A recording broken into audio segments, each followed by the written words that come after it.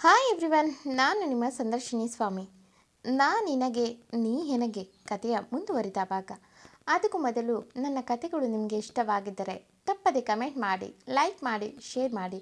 ಹಾಗೆ ನನ್ನ ಚಾನಲ್ಗೆ ಹೊಸಬರಿದ್ದರೆ ಸಬ್ಸ್ಕ್ರೈಬ್ ಆಗಿ ಪಕ್ಕದಲ್ಲಿರುವ ಬೆಲ್ ಐಕನ್ನ ಕ್ಲಿಕ್ ಮಾಡಿ. ಇದರಿಂದ ನನ್ನೆಲ್ಲ ಕಥೆಗಳ ನೋಟಿಫಿಕೇಷನ್ ನಿಮಗೆ ಸಿಗುತ್ತೆ. ಸೊ ಬನ್ನಿ ಕಥೆಯ ಮುಂದುವರಿದ ಭಾಗನ ನೋಡೋಣ. ಎಪಿಸೋಡ್ 105 ಇಂದಿನ ಸಂಚಿಕೆಯಲ್ಲಿ ಅಗಸ್ತ್ಯ ಹೋಗುತ್ತಿದ್ದವನು ನಿಂತು ಹಿಂದೆ ತಿರುಗಿ ಲಾರೆನ್ಸ್ನ ನೋಡ್ದ. ಲಾರೆನ್ಸ್, ಎಸ್, ನಾನು ಆ ಹುಡುಗಿ ಬಗ್ಗೆನೇ ವಿಚಾರಿಸಿದೆ. ಆ ಹುಡುಗಿ ಆ ದಿವಾನ್ ಅನ್ನೋ ಹುಡುಗನ ಫಿಯಾನ್ಸಿ ಎಂದ ತಲೆ ಕೆಳಗೆ ಮಾಡಿ. ಅಗಸ್ತ್ಯ ಒಬ್ಬ ಗಂಟೆಗೆ ನೋಡ್ತಿದ್ರೆ ಲಾರೆನ್ಸ್, ಬಾಯ್, ನಮ್ಮ ಅಜ್ಜಿ ಹೇಳ್ತಿದ್ರು ಜಗತ್ತಲ್ಲಿ ಒಬ್ಬರ ಥರ 7 ಜನ ಇರ್ತಾರೆ ಅಂತ. ಸೊ ಈಗ ಈ ಹುಡುಗಿ ನಮ್ಮ ಹಿಂದೂ ಆಗಿರಲ್ಲ ಅನಿಸುತ್ತೆ ಎಂದ ಬೇಸರದಲ್ಲಿ. ಮುಂದೆ ಅಗಸ್ತ್ಯ ತುಸು ಉಪ್ಪು ಗಂಟಿಕಿ, ನೀನೇ ಡಿಸೈಡ್ ಮಾಡಿದ್ರೆ ಹೇಗೆ, ಈಗ ಬರ್ತೀಯೋ ಇಲ್ವೋ ಎಂದವನು ಬೇಗ ಬೇಗ ಕಾರ್ ಇದ್ದ ಕಡೆ ಹೊರಟ್ರೆ ಲಾರೆನ್ಸ್ ಕೂಡ ಯಾಕೀಗೆ ನಾನು ಹೇಳೋದು ತಲೆಗೆ ಹೋಗ್ತಿಲ್ಲ ಎಂದು ತನ್ನ ಹಣೆನ ಹೊಚ್ಕೊಂಡು ಬಾಯ್ ಎಂದು ಕೂಗುತ್ತಾ ಅಗಸ್ತ್ಯನ ಹಿಂದೆನೇ ಓಡಿ ಹೋಗ್ತಾನೆ. ಅಗಸ್ತ್ಯ ಕಾರ್ ಸ್ಟಾರ್ಟ್ ಮಾಡೋದಕ್ಕೂ ಮೊದಲೇ ಲಾರೆನ್ಸ್ ಬಂದು ಕಾರ್ನಲ್ಲಿ ಕೂತು ನಾನು ಎಂದು ರಾಗ ತೆಗೆಯೋ ಮುನ್ನ ಅಗಸ್ತ್ಯ ಕಾರ್ ಸ್ಟಾರ್ಟ್ ಮಾಡಿದ್ದ, ಅದು ಕೂಡ ಫಾಸ್ಟಾಗಿ. ಲಾರೆನ್ಸ್ ಬೇಗ ಸೀಟ್ ಬೆಲ್ಟ್ ಹಾಕಿ ಕೂತು ಸೈಲೆಂಟ್ ಆದ. ಅಗಸ್ತ್ಯ ಸೀದಾ ಫಾಸ್ಟಾಗಿ ಹೋಗಿದ್ದ ಏರ್ಪೋರ್ಟ್ಗೆ. ಅಲ್ಲಿ ಕಾರ್ ನಿಲ್ಲಿಸಿ ಲಾರೆನ್ಸ್ನು ಕರೀದೆ ಹಿಡಿದು ಓಡುವ ನಡಿಗೆಲೆ ಹೋಗಿದ್ದ. ಅವನು ಹೋಗೋದಕ್ಕೂ ಒಂದು ಫ್ಲೈಟ್ ಮೂವ್ ಆಗೋದಕ್ಕೂ ಸರಿ ಇತ್ತು. ಅಗಸ್ತ್ಯ ಬೇಗ ಬೇಗ ಹೋಗಿ ಅಲ್ಲಿ ವಿಚಾರಿಸಿದ್ರೆ ಜಸ್ಟ್ ಟೇಕಪ್ ಆಯಿತು ಎಂದರು. ಅಗಸ್ತ್ಯ 1 ಸೆಕೆಂಡ್ ತನ್ನ ಹಣೆನ ಹೊತ್ತಿ ಹಿಡಿದವನು ಲಾರೆನ್ಸ್ ಹೇಳಿದ ಹೆಸರನ್ನು ವಿಚಾರಿಸಿದಾಗ ಎಸ್, ಆ ಪ್ಯಾಸೆಂಜರ್ ಕೂಡ ಅದೇ ಫ್ಲೈಟ್ನಲ್ಲಿ ಹೋಗಿದ್ದು ಎಂದರು. ಅಗಸ್ತ್ಯ ಶಿಟ್ ಎಂದು ಮುಷ್ಟಿ ಬಿಗಿ ಹಿಡಿದು ಕೋಪದಲ್ಲೇ ಅಲ್ಲೇ ಇದ್ದ ಚೇರ್ ಮೇಲೆ ಕೂತ. ಅಷ್ಟೊತ್ತಿಗೆ ಅಗಸ್ತ್ಯನಿಗೆ ನೆನಪಾಗಿದ್ದು, ನಾನು ಇಷ್ಟು ಸಲೀಸಾಗಿ ಹೇಗೆ ಬಂದೆ?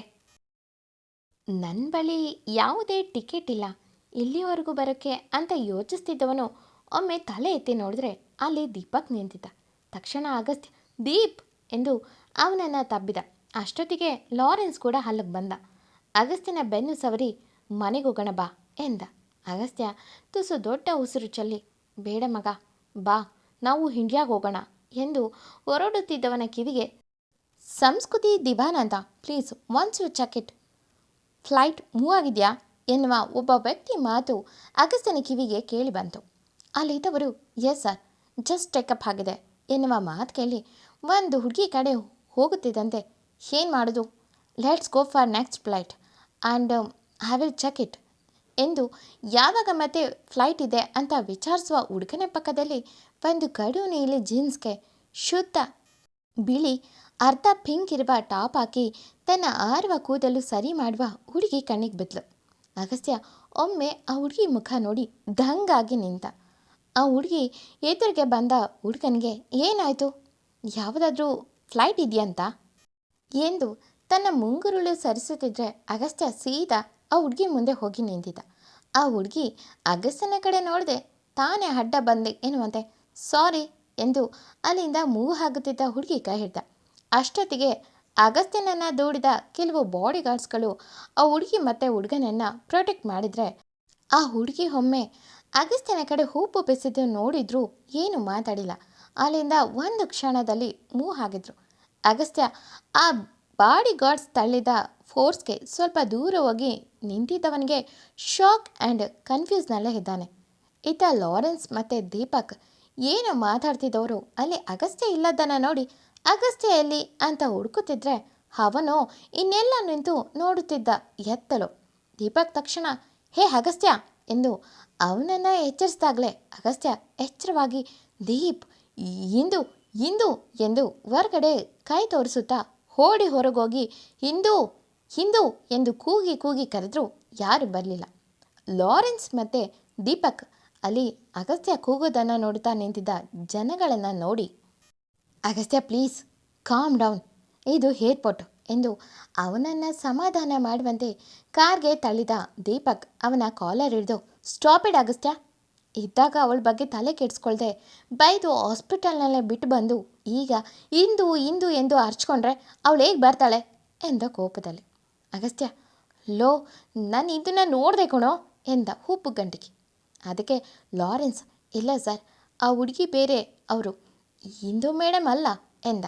ಅಗಸ್ತ್ಯ ಕೋಪದಲ್ಲೇ ಲಾರೆನ್ಸ್ಗೆ ಬೈಯಕ್ಕೆ ಹೋಗಿದ್ದನ್ನು ನೋಡಿ ದೀಪಕ್, ಎಸ್, ಇಟ್ಸ್ ಟ್ರೂ, ಆ ಹುಡುಗಿ ಹಿಂದೂ ಅಲ್ಲ, ಆ ಹುಡುಗಿ ಫಾರಿನ್ ಅವಳೆ, ಎಲ್ಲ ಚೆಕ್ ಮಾಡಿನೇ ಮಾತಾಡ್ತಿರೋದು ಎಂದ ಗಂಭೀರವಾಗಿ. ತಕ್ಷಣ ಅಗಸ್ತ್ಯ ಮುಖ ಚಿಕ್ಕದು ಮಾಡಿಕೊಂಡು, ಯಾಕೆ ಯಾರೂ ನನ್ನ ಮಾತನ್ನು ಕೇಳ್ತಿಲ್ಲ, ಅದೇ ಹುಡುಗಿ ಮೈಯಿಂದ ಸೇಮ್ ಫ್ರೇಗ್ರೆನ್ಸ್ ಬಂತು ಎಂದ. ದೀಪಕ್ ಕೋಪದಲ್ಲೇ, ಅದೇ ಥರ ಯಾರು ಯೂಸ್ ಮಾಡಬಾರ್ದು ಅಂತ ಏನಾದರೂ ರೂಲ್ಸ್ ಇದೆಯಾ? ಅದು ಬ್ರಾಂಡೆಡ್ ಪ್ರಾಡಕ್ಟ್, ಸೊ ಯಾರು ಬೇಕಾದರೂ ಯೂಸ್ ಮಾಡ್ತಾರೆ, ಅದೊಂದು ಇಟ್ಕೊಂಡು ಅದನ್ನು ಹಾಕೊಂಡರೆಲ್ಲ ಹಿಂದೂ ಅಂತ ಅವರಿಂದಲೇ ಹೋಗ್ತೀಯಾ ಎಂದವನು. ಲಾರೆನ್ಸ್, ಖಾತೆಗೆ ಎಂದವನು. ಮುಖ ಗಂಟಾಕಿ ಕೂತಿದ್ದ ಅಗಸ್ತ್ಯನ ಮುಖ ನೋಡಿ, ನೀನು ಇಂಡಿಯಾಗೆ ನಡಿ, ಏನೋ ಸ್ವಲ್ಪ ಮನಸ್ಸು ಸುಧಾರಿಸುವಂತೆ ಅಂತ ಇಲ್ಲಿ ಕಳಿಸಿದ್ರೆ ನೀನು ಇನ್ನೂ ದೊಡ್ಡ ಹುಚ್ಚ ಆಗಿದೆಯಾ ಎಂದು ಬೈಕೊಂಡೇ ಬಂದ. ಆದರೆ ಅಗಸ್ತ್ಯ ಆ ಹುಡುಗಿ ನೋಟ ನೋಡಿ, ಅವಳು ನನ್ನ ಹಿಂದೂನೇ, 100ಗೆ 200% ಅದು ಹಿಂದೂನೇ. ಆದರೆ ಯಾಕೆ ಅವಳು ನಾನು ಮಾತಾಡಿಸ್ಲಿಲ್ಲ? ಅವಳಿಗೆ ನನ್ನ ಮೇಲೆ ಅಷ್ಟು ಕೋಪ ಇದೆಯಾ, ಇಲ್ಲ ನನ್ನ ಮರೆತೇ ಇದ್ದಾಳ ಎಂದವನು. ಒಂದು ವೇಳೆ ಅವಳ ತಲೆಗೆ ಏನಾದರೂ ಪೆಟ್ಟಾಗಿ ಎಂದು ಯೋಚಿಸ್ತವನು. ನೋ, ಹಾಗಾಗಬಾರ್ದು, ಹಾಗೇನಾದರೂ ಆದರೆ ನನ್ನಿಂದ ಶಾಶ್ವತವಾಗಿ ದೂರ ಹೋಗ್ತಾಳೆ. ಈ ಅಗಸ್ತ್ಯ ಜೀವನ ಪರ್ಯಂತ ಒಂಟಿಯಾಗೆ ಬದುಕಬೇಕಾಗುತ್ತೆ ಎಂದು ಯೋಚಿಸ್ತವನು ದೀಪಕ್ ಕೈ ಹಿಡಿದು ನಡಿ ಎಂದು ಕಾರ್ನಿಂದ ಲಾರೆನ್ಸ್ ಮನೆಗೆ ಕರ್ಕೊಂಡು ಬಂದ. ಅಗಸ್ತ್ಯ ಮಾತ್ರ ನನ್ನ ಗುರುತು ಹಿಡಿಯಲಿಲ್ಲ ಯಾಕೆ ಅನ್ನೋ ಒಂದೇ ಯೋಚನೆಯಲ್ಲಿ ಮುಳುಗಿದ್ದ. ದೀಪಕ್ ಬಲವಂತವಾಗಿ ತಿಂಡಿ ಮಾಡಿಸಿ, ಮಲಗು, ಸ್ವಲ್ಪ ಸಮಯ ರೆಸ್ಟ್ ಮಾಡು, ಸಂಜೆ ಫ್ಲೈಟ್ ಇದೆ, ಹೋಗೋಣ ಇಂಡಿಯಾಗೆ ಎಂದ. ಅಗಸ್ತ್ಯ ಏನೂ ಮಾತಾಡಿಲ್ಲ, ಆದರೆ ಅವನ ನಿದ್ದೆ ಆರೋಗಿತ್ತು. ದೀಪಕ್ ಬಲವಂತದಲ್ಲೇ ಅಗಸ್ತ್ಯನನ್ನು ವಾಪಸ್ ಇಂಡಿಯಾಗೆ ಕರ್ಕೊಂಡು ಬಂದ. ಅಗಸ್ತ್ಯ ಮನೆಗೆ ಬಂದವನು ತುಂಬ ಡಲ್ಲಾಗಿದ್ದ. ಅದನ್ನು ನೋಡಿದ ಶಂಕರ್ ಅವರು ಮಗನ ಮನಸ್ಸಲ್ಲಿ ಇರುವ ನೋವನ್ನು ಅರಿತವರಂತೆ, ಹೀಗೆ ಬಿಟ್ಟರೆ ಇವನು ಕೂಡ ತಮ್ಮ ಕೈ ತಪ್ಪಿ ಹೋಗ್ತಾನೆ ಎಂದು ಅವನ ಭುಜ ಹಿಡಿದು, ಅಗಸ್ತ್ಯ, ಇಂದು ನಿನ್ನ ಲೈಫ್ನಲ್ಲಿ ಬರಬೇಕು ಅಂತ ಇತ್ತು, ಅದಕ್ಕೆ ನಿನಗೆ ಇಷ್ಟ ಇಲ್ಲದಿದ್ದರೂ ನಿಮ್ಮಿಬ್ಬರ ಮದುವೆ ಆಯಿತು. ಸೊ ನಮ್ಮ ಲೈಫ್ನಲ್ಲಿ ಏನೋ ಒಂದು ನಡೆಯುತ್ತೆ ಅಂದರೆ ಅದಕ್ಕೆ ಏನೋ ಒಂದು ಬಲವಾದ ಕಾರಣ ಇರುತ್ತೆ. ನನ್ನ ನೋಡು, ಸ್ವರ್ಣ ಇದ್ದಾಗ ಅವಳ ಬೆಲೆ ತಿಳ್ಕೋಬೇಕಿತ್ತು, ಆದರೆ ತಿಳ್ಕೊಳ್ಳೋವಷ್ಟು ಟೈಮ್, ವ್ಯವಧಾನ ನನ್ನಲ್ಲಿರಲಿಲ್ಲ. ಆದರೆ ಅವಳು ಹೋಗುವಾಗ ನನ್ನಲ್ಲಿ ಹೇಳಿದ್ದು ಇಷ್ಟೇ, ಇಷ್ಟು ವರ್ಷ ಬಯಸಿದ ಪ್ರೀತಿ ಸ್ವಲ್ಪ ದಿನಕ್ಕಾದರೂ ಸಿಕ್ಕಿದೆ, ಥ್ಯಾಂಕ್ಸ್ ಅಂದ್ಲು. ಅವಳು ಸಾಯುವ ಮುನ್ನ ತುಂಬ ಖುಷಿಯಾಗೇ ಇದ್ಲು, ತನ್ನೆರಡು ಮಕ್ಕಳು ನನ್ನ ತುಂಬ ಪ್ರೀತಿ ಮಾಡ್ತಾರೆ ಅಂತ. ಅದನ್ನು ನಾನು ಅವಳ ಕಣ್ಣಲ್ಲಿ ನೋಡಿದ್ದೀನಿ. ನಿನ್ನ ವಿಷಯದಲ್ಲಿ ಅವಳು ತುಂಬ ಆಸೆ ಕನಸು ಕಟ್ಟಿದ್ಲು. ಖಂಡಿತ ಇಂದು ನಿನಗೆ ಸಿಕ್ಕೇ ಸಿಗ್ತಾಳೆ. ಅವಳು ನಿನ್ನಿಂದ ದೂರ ಹೋಗಿದ್ದಾಳೆ ಅಂದರೆ ಏನೋ ಕಾರಣ ಇರಲೇಬೇಕು. ವಿಧಿ ಯಾರಿಂದ ಯಾವುದನ್ನು ಮಾಡಿಸುತ್ತೋ ಗೊತ್ತಿಲ್ಲ, ಆದರೆ ಖಂಡಿತ ಏನೋ ಒಂದು ಜಾದು ಆಗೋದಂತೂ ಖಂಡಿತ ಮಗನೇ.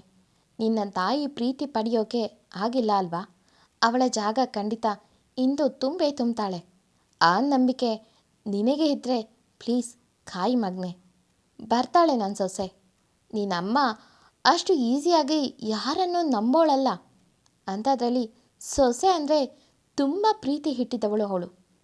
ಅವಳು ಆಸೆ ಪಟ್ಟಂತೆ ನಿನ್ನ ಬದುಕು ಬಂಗಾರ ಆಗುತ್ತೋ? ಒಬ್ಬ ತಾಯಿ ಕನಸನ್ನು ಆ ದೇವರು ಕೂಡ ನಿರ್ಲಕ್ಷ್ಯ ಮಾಡವಲ್ವಂತೆ. ಹಾಗಾಗಿ ಚಿಂತೆ ಮಾಡಬೇಡ ಎಂದು ಅವನಿಗೆ ಧೈರ್ಯ ತುಂಬಿ ಮಗನ ಮನಸ್ಸನ್ನು ಬದುಕಿನ ಕಡೆಗೆ ತಿರುಗಿಸ್ತಾರೆ. ಅಗಸ್ತ್ಯ ಸ್ವಲ್ಪ ದಿನ ತನ್ನ ತಂದೆ ಮಾತು, ತನ್ನ ಜೀವನದಲ್ಲಿ ನಡೆದ ಘಟನೆ ನೆನೆದು ಯೋಚಿಸ್ದ. ಶಂಕರ್ ಹೇಳಿದ್ದು ನಿಜಾನೇ ಆಗಿತ್ತು. ಹಾಗಾಗಿ ತಾನು ಬಿಸ್ನೆಸ್ ಕಡೆ ಗಮನ ಕೊಡೋಕ್ಕೆ ನಿರ್ಧಾರ ಮಾಡಿ ತನ್ನ ರೂಮ್ನಲ್ಲೇ ಇದ್ದ ಇಂದು ಫೋಟೋ ನೋಡುತ್ತಾ, ನಿನಗಾಗಿ ಈ ಜೀವನ ಪೂರ್ತಿ ಕಾಯುತ್ತೇನೆ ಇಂದು, I love you so much ಎಂದವನು ಕೆಲಸದ ಕಡೆ ಗಮನ ಕೊಡೋಕ್ಕೆ ಶುರು ಮಾಡಿ ಹೊಸ ಉರುಪಿನೊಂದಿಗೆ ತನ್ನ ದಿನಗಳನ್ನು ಶುರು ಮಾಡ್ದ. ಆದರೂ ಅಗಸ್ತ್ಯ ಎಲ್ಲೂ ಇಂದುನ ಹುಡುಕುವ ಕೆಲಸ ಬಿಡಲಿಲ್ಲ. ಆದರೆ ಕಾಲ ಎಲ್ಲರಿಗೂ ಉತ್ತರಿಸುತ್ತೆ ಅಂತಾರಲ್ಲ, ಹಾಗೆ ಅಗಸ್ತ್ಯ ಮಾಡಿದ್ದಕ್ಕೆ ಕಾಲನೇ ಉತ್ತರ ಕೊಡಬೇಕಾಗಿತ್ತು. ಹೀಗೆ ದಿನಗಳು ಹುರುಳಿದವು. ದಿನಗಳು ತಿಂಗಳುಗಳಾದವು. ತಿಂಗಳುಗಳು ವರ್ಷಗಳಾಗಿ ಉರುಳಿ ಈ ಮಧ್ಯೆ ಅಗಸ್ತ್ಯನ ಅಜ್ಜಿ ತಾತನನ್ನು ಕಳ್ಕೊಂಡ. ಅಂದರೆ ಸ್ವರ್ಣ ಅವರ ತಂದೆ ತಾಯಿ ತೀರಿ ಹೋಗ್ತಾರೆ.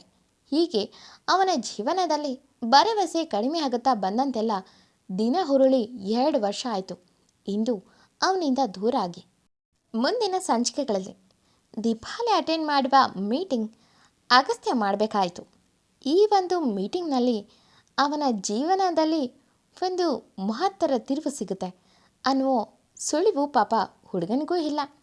ಎಂದಿನಂತೆ ಈ ಕತೆ ಮುಂದುವರಿಯೋದು. ಈ ಕತೆ ನಿಮಗೆ ಇಷ್ಟವಾಗಿದ್ದರೆ ತಪ್ಪದೆ ಕಮೆಂಟ್ ಮಾಡಿ, ಲೈಕ್ ಮಾಡಿ, ಶೇರ್ ಮಾಡಿ. Thank you for watching.